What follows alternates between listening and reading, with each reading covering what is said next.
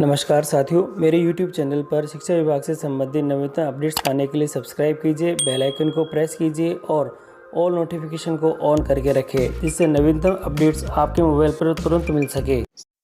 साथियों, पुरानी पेंशन योजना यानी OPS के संदर्भ में सभी के लिए अपडेट है। पुरानी पेंशन की राह में पेज है।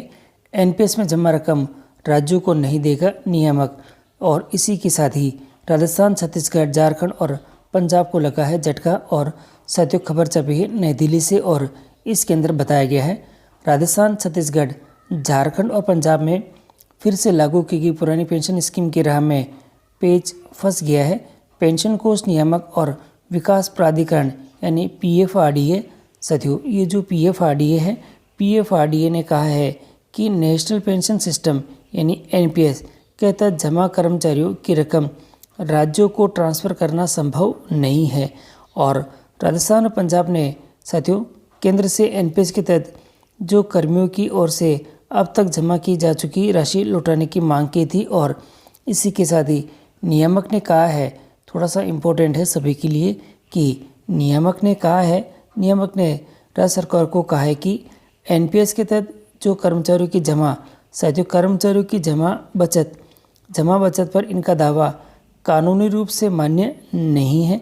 कई राज्यों में कर्मचारियों के NPS का विरोध कर रहे हैं। साथियों, कई राज्यों में कर्मचारी NPS का विरोध कर रहे हैं और इसका कारण यह है, साथियों इसका सबसे बड़ा कारण यह है कि पुरानी पेंशन योजना में साथियों जो कार्मिक है उसकी जो आखिरी बेसिक सैलरी होती है उसका 50% पेंशन को दी जाती है। इसमें एक निश्चित जो पेंशन सभी को मिलती थी और इसके अलावा DA जुड़ता था। वहीं 1 अप्रैल 2004 से लागू NPS साथियों में सैलरी से 10% हिस्सा पेंशन के लिए कटता है और इसके अलावा राज्य सरकार 14% जो योगदान है वह देती है। साथियों, पेंशन का ये पूरा पैसा पेंशन नियामक के पास जमा होता है, जो इसे बाजार में निवेश करता है।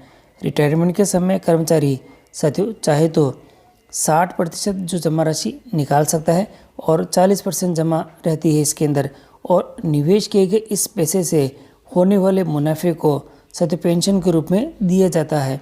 और अब गुजरात में ये मुद्दा बन चुका है। कांग्रेस व आप हिमाचल के बाद अब गुजरात में पुरानी पेंशन स्कीम लागू करने का मुद्दा जोर शोर से उठा रही है और पेंशन नियामक के इस जवाब से दोनों दलों को झटका लगा है। वहीं इसे हटाने वाली भाजपा को थोड़ी राहत मिली है। साथियों, इसके साथ ही हम आपको बता देते हैं कि इसके पीछे जो कुछ और जो रीज़न है वह भी है, टैक्स में छूट के कारण पैसा ट्रांसफ़र करना संभव नहीं है। और यहाँ दे रखा है विशेषज्ञों के अनुसार साथियों कानूनी फ्रेमवर्क कार्मिकों के फंड को नियामकताओं को ट्रांसफ़र करने की अनुमति नहीं देता है। और इस कारण यह है कि NPS साथियों इसका कारण सबसे महत्वपूर्ण कारण यह है कि NPS में टैक्स छूट मिलती है। साथियों NPS में टैक्स छूट मिलती है। इसके अलावा जमा राशि में जो कर्मचारी और सरकार दोनों का योगदान शामिल होता है।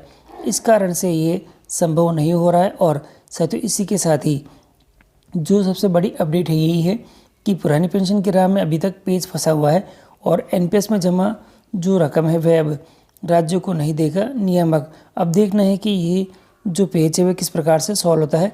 और साथियों OPS के संदर्भ में और भी अपडेट के लिए चैनल पर बने रहें, जिससे कि आपको सभी प्रकार के अपडेट समय पर मिलते रहेंगे।